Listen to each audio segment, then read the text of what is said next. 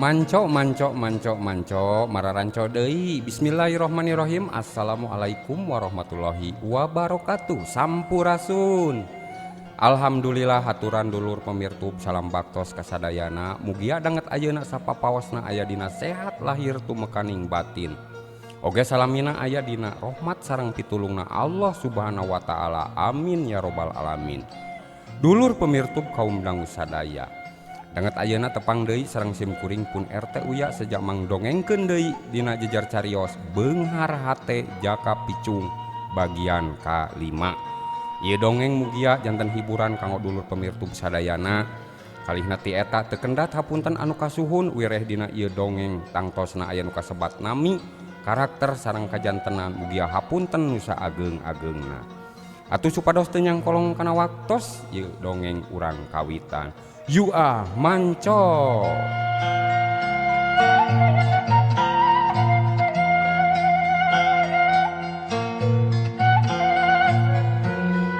Upamungkas aki ayeuna rek marengan kehidup jeung ilham. Maksad aki ngaran abdi digentos kitu ki. Temal ilham malik nanya ka Aki Atan. Ari encir jeung Dewi mah meh carengkat bari pating reret ka Aki Atan. Muhun ki ilham digentos nami mah abi ge hoyong digentos ah. Mun diizinan ku aki mah abi teh hoyong digentos nami ku Aldebaran. Jempe heula cir. Lain ngaran hidup diganti jalu, tapi disamunikeun heula. Naha ki bet kadah disamunikeun ngaran abdi. Temal ilham meh teu kaharti ku maksud jeung tujuan Aki Atan. Geus kitu pok Aki Atan nuluykeun biantarana. Jawabanna mah ke ku hidup bakal karandapan. Ayeuna aki rek mereng ngaran ke hidup jadi Jaka Picung. Jaka Picung. Jaka Picung. Ilham jeung encir meh bareng ngareret ka Aki Atan. Muhun ki kintenan nami eta naon pihartoseunana. Eta ge sarua ke hidup apal kana harti eta ngaran. Sabab hirup mah lain kudu nyaho hastina ngaran jalu. Tapi kudu nyaho naon ai hartina hirup jeung uripna. Dah kitu we ti aki mah jalu. Muhun ki abdi nampi. Jeung hirup mah tong lobat teuing kahayang bari jeung sok poho kana jati diri sorangan. Kumaha deui kanu nyiptakeun urang. Anguran mah prak geura diajar ngadeukeutkeun diri ka anu maha kawasa. Sangkan urang salawasna meunang pitulung ti mantenna. Aki Atan meh dumareuda nepikeun eta piwejang sok sanajan nyaritana ripuh.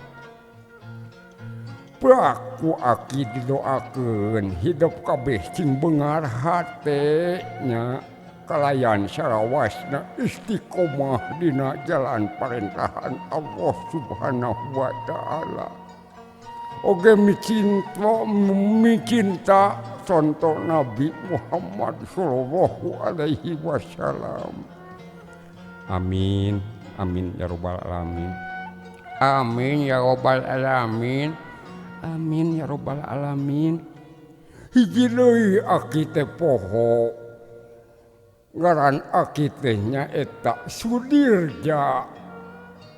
Ari Haji Karta guru hidup teh batur saperguruan aki waktu baheula keur di pasantren. Geus ayeuna mah tong rek nanyakeun deui nya nu penting mah hidup murid Ki Karta sarua jeung murid aki keneh. Kitu sasaurana Aki Atan waktu harita.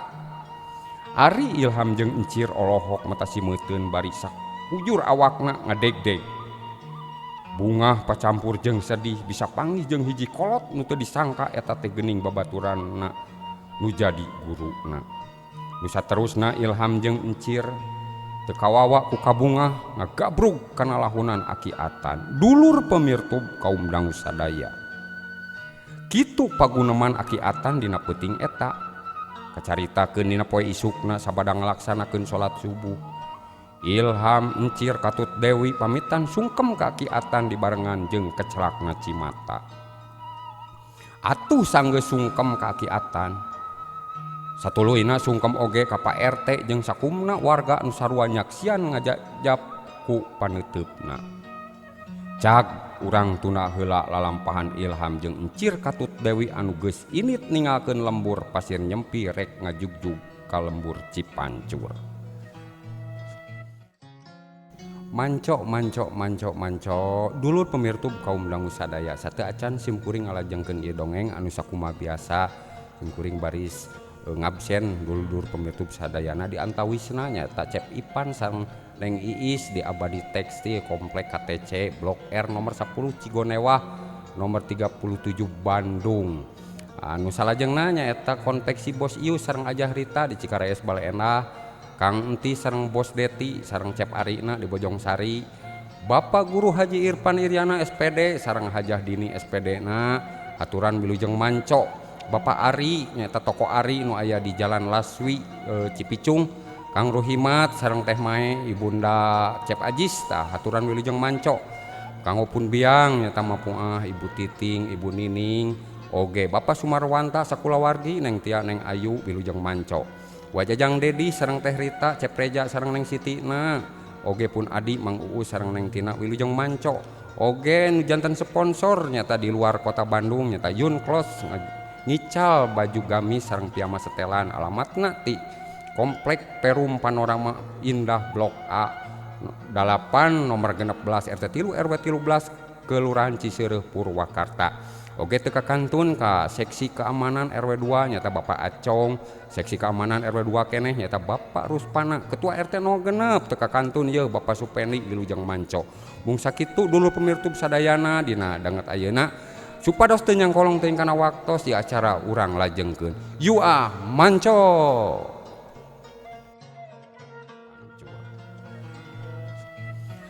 Dulur pemirtub kaum dangu sadaya.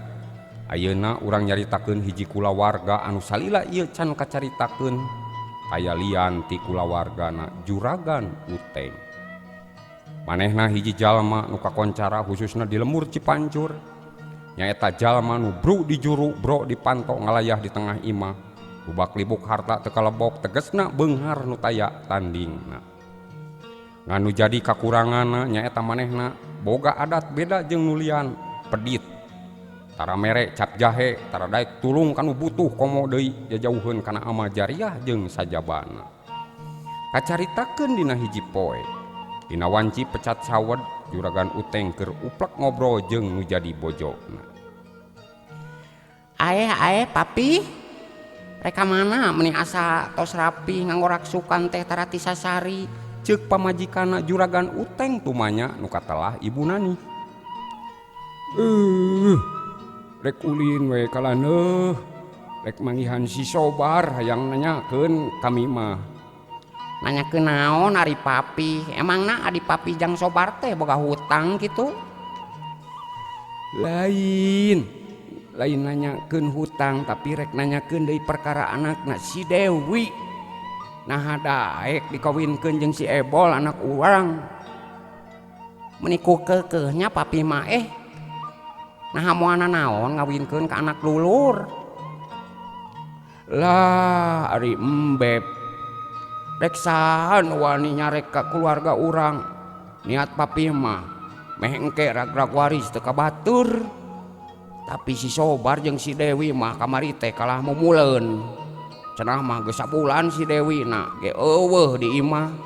Teuing ka mana tah budak teh. Dasar teu beunang dikupikeun nyaah. Terus ayeuna papi rek kumaha tah? Rek dipaksa we ayeuna mah ku kami teh. Tema Juragan Uteng bari ngenyot udud ngaluarkeun haseupna tina irung jeung bahamna bangun anu nikmat. Dulur pemirtub kaum dangu sadaya. Dina kaayaan kitu kadenge di luar aya nu uluk salam. Punten sampurasun. Beb, satu nu pupuntenan di luar. cek juragan uteng nitah ka pamajikanna mukakeun panto. Nu satuluyna bunanis cengkat dina diukna ngoloyoh mukakeun panto. Ae geuning onai. Bahan be. Juragan aya be. Aya tuh ka jero. Geuning nu datang teh layalian eta teh centengna juragan uteng atawa ganekna juragan uteng sok dititah ngaroga hala ka jalma nu tara nurut kana kahayangna. Nu katelah eta jalma nyata onai. Geus kitu onai asup ka rohangan tengah nyampeurkeun ka juragan uteng bari rengku. Oh, maneh nai. Sok tah diuk di dinya. Jeung saka dieu? Mohon juragan. Itu di luar sareng si Oles biasa we panarabi mah si eta. Bade naon juragan tadi SMS ka abi teh. Duh punten we teu dibales. Daya pulsaan ah. Kieu nai. Isuk atawa engke ilaing datang ka si Kanta. Waya ditonggoh si lembur. Pangnanyakeun imahna rek dijual moal kitu. Untumikeun paksa ku laing. Mun ngalawan kumaha teh juragan? Na ari laing, pan ilaing teh jago gelut. Siksa we atuh temikeun mah. Mahan juragan, mangga. Dasar maneh mah mun ka awewe jeung duit haripeut. Sok buru teu kuat ewek mah hayang nyieun pila di dinya teh. Tema juragan uteng bari molotot tandana ambek. Mohon juragan. Naon deui maneh kalah cicing? Kasbon heula juragan. Abi teh peryogi HP ge ieu taya pulsaan. Onai uluman alimen bari awakna murungkut bangun anu sieunneun. Tuh nya da maneh mah mun kana kasbon kesit. Teu boga pulsa mah gampang atuh jual HP-na beulikeun pulsa sia. Juragan mah gitu aja sih. Yo sakieu heula. Engke ditambahan jig kitu. Kade kudu hasi sia nya. Ceuk juragan uteng bari ngasongkeun duit ka onai. Nu satuluyna onai ini trek ngalaksanakeun tugasna tinu anu jadi dununganna juragan uteng.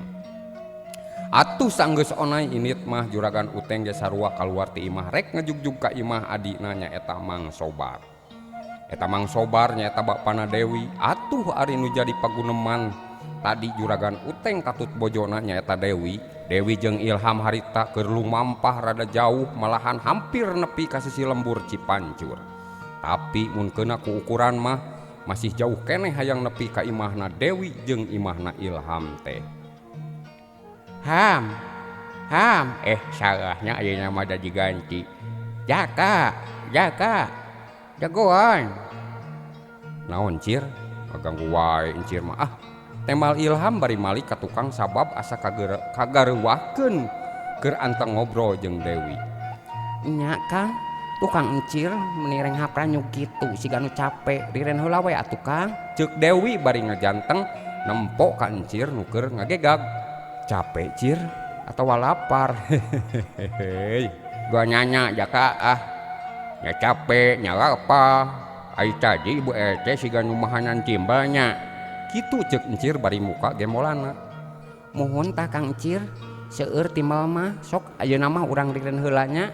Atuh geus kitu mah anu tiluan teh eureun heula bari marurat timbal pamere ti Pak RT jeung sabagian wargana. Alhamdulillah Yobi alamin. Wareg Kang, ieu masih aya keneh tah sanggup mah. Nya cir, sok cing wareg meh jagjag. Kitu paguneman Ilham alias Jaka jeung encir katut Dewi. Dina kaayaan kitu kadenge ti tebeh lebak aya nu keur humaragung bari nyebut ampun-ampunan. Encir jeung sejena luak lieu neangan kana datangna sora. Geuning eta sora teh teu jauh di tempat maranehna cicing. Aya naon nya eta cir? Ilham atawa Jaka tumanya ka encir. Ceuing atuh nyaonya rangkeang yuk bisa aya jalma nu keur ngabutuhkeun pitung. Mohon Kang pilari atuh. Hayu. Temal Dewi sarua jeung rasana encir. Nya atuh hayu bisinya eta jalma teh butuh pitulung urang. Geus kitu mah anu tiluan nyampeurkeun ka anu datangna sora. Barang tepi ka nu dituju nyata pisan katingali aya hiji jalma nu keur disiksa ku dua urang jalma nu jarangkung gede. Gening eta nu keur disiksa teh tayalian ti Mang Kanta. anu dipaksa kudu ngajual tanah ka juragan Uteng oge anu nyiksana nyaeta Onai jeung Oles. Kayak aduh nyaon eta teh bet nyiksa jalma nu teu daya, encir balik nyelenteng niat rek ngahalangan ka jalma nu keur nyiksa. Manes ya wani-wani ngahalangan pagawean dewek. Banyak duluna si Kancalin. Onai jeung Oles panona muncareng ka encir. Ari Ilham jeung Dewi mah nempo ti kaanggangan sabab Ilham geus boga kayakinan yen encir bisa mereskeun eta masalah. Nah Kang Jaka itu encir teu dibantos. Dewi siga nu hariwang ka encir. Ari Ilham mah ngan saukur nembalan ku bahasa isyarat ka Dewi. Bener pisan ieu dulur uing. Naon atuh ieu teh masalahna dulu si Akang ieu bet disiksa maneh rek ngabela si Kanta. Kitu mah sarua jeung hayang dibajek ku dewek. Bener tendang we dah sok jelema kitu mah palontong. Kitu ceuk Onai jeung Oles bari saterusna singki rek narajang ka encir. Ari encir mah tetep tenang yang hareupan eta dua urang jalma. Pencak deui De Akmal.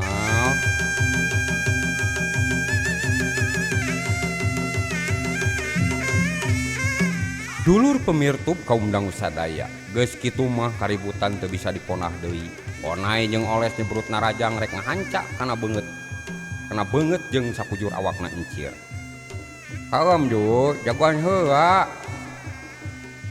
Sia loba teh ngomong. Hea. Hiuk siat, hiuk plos. Encir ngan saukur ngagulak-gilekkeun awakna ngagunakeun jurus dadali manting. Ari Onai jeung Oles mah tuluy ngahujanan ku panarajang jeung teungeulana tapi tetep hese rek keuna kana sasaran awakna encir. Si beke bisa nglawan euy. Ye piteskeun ku aing sia tah beheung teh. Hiet. Oles narajang deui nu kadua kalina rek najong jeung nonyok bari rek ngecewang beheungna encir. Tapi tetep encir mah nyalse ngayonan eta lawan. Manehna ngan saukur ngadangakeun awakna tuluy ngelok bari ngaheubatkeun peureupna aya kana 3 kalina. Keuna kana iga burung Oles nu akhirna Oles teu bisa nadah paneungeul encir. Beuh, nyaha ieu jama cawa iblisnya teu bisa diancep euy. Bismillahirrahmanirrahim. Ilahi anta maksudi. Geus kitu mah encir masang kuda-kudana make jurus tepak cimande nu pernah diajarkeun ku guruna nyaeta Mama Haji Karta. Ya, set plos, hiuk plos. Panarajang oge pangadek Onai harita tayanukeuna. Encir ayeuna mah awakna ukur ngagulak-gilek lingas siga belut sawah. Sabalikna Onai harita ngarasa meh beakeun tanaga terus narajang teh. Seperti hana harita dina mangsa Onai ngaheumbatkeun pedogna rek nyasar kana suku encir. Encir ngajaul kaluhur bari ngecepetkeun suku katuhuna ngahancak kana beheung Onai. Kajadian nu mata kreuwas pikeun Onai sabab tajongan encir teu bisa ditakis atawa ngagiwar. Nu antukna eta tajongan encir keuna nengel kana beungeutna Onai disusul ku tajongan suku kencana nyasar kana careham Onai. Dipapag ku pandipukna deui kana leungeun Onai nu keur nyak kembang bedog.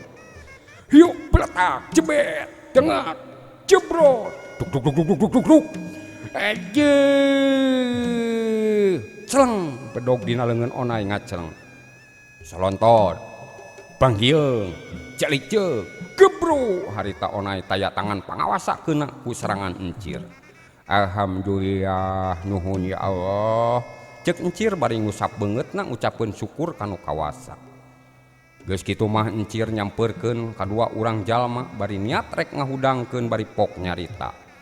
Sok deueuh hudang, hampura uingnya teu niat ek nyiksa maraneh bongana diajak ngobrol kah ngajak ribut. Ada kering mah masa eleh hampura mah kuring rumasa. Sarua uing ge rumah saya leh. Hampura, ampun. Ceuk Onai jeung Oles meh sarua ayeuna mah gimir ku lawanna nyaeta encir. Geus kitu pok deui encir nanya. nu macak jadi jelema mah cong asa aing bisa, asa aing jago, asa aing pangnyahonya kabatur nganggap enteng. Sok ayeuna mah bejakeun nyaon pangnyamarane nyiksa ka si akang itu. Aduh, ampun Jang, kuring mah ngan seukur buburuh ditahan. Bener Jang. Aduh, ya nyeri dada Jang. Aduh, bujur titeunut ya aduh. Uing mati tahan. Batuknyaan ya mah aduh. Hampura uing moal deui-deui. Uing janjinya omat uing ulah disiksa. Anak uing di imah 5. Aduh, pajikan uing 2. Kumaha dahar namun uing disiksa tuluy tanpa daksa. Tembak oles jeung onai meh ngagabruk kana suku encir. Cek kudu kieu. Pok ayeuna mah bejakeun kumaha maneh buburuh jeung citahan saha. Uing mah ditahan juragan uteng ku di ieu lembur. Be nyaha ai maneh bet daek. Nah caya di pagawean lian ti kudu buburuh nyiksa batur euy. Geus ayeuna mah maneh balik. Teu kudu janji ka uing, janji mah kaji soangan, kaji saksian ku Allah. Ulah rek ngakukeun deui pagawean kitu. Encir nu satuluyna mamatahan kadua urang, onai jeung oles. Atuh geus kitu mah onai jeung oles arinit baralik bari leumpangna jumarijeg alatan tatu dina awakna. Dulur pemirtub kaum dangu sadaya, kacapi deui ah.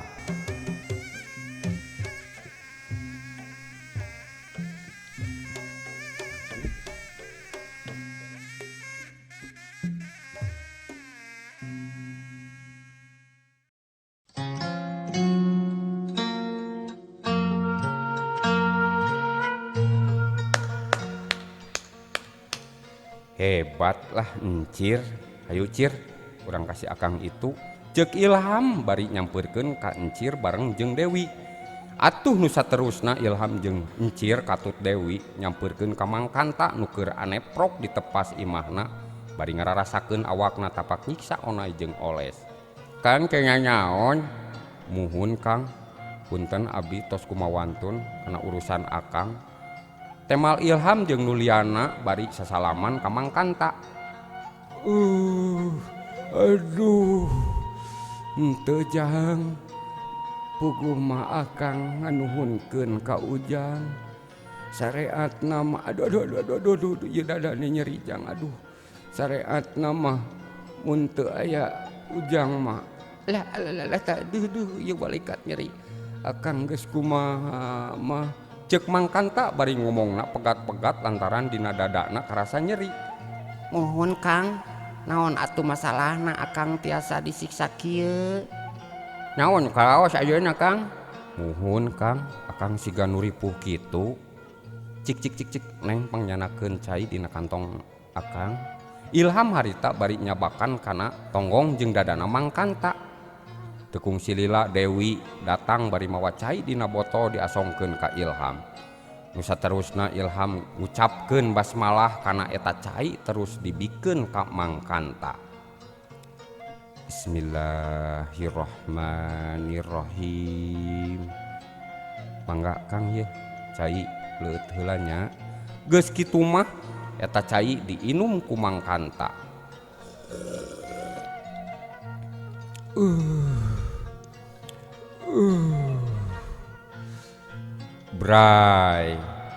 Bray titinggalian Mang Kanta ayeuna mah karasa bengras jeung dadana ge karasa longsong.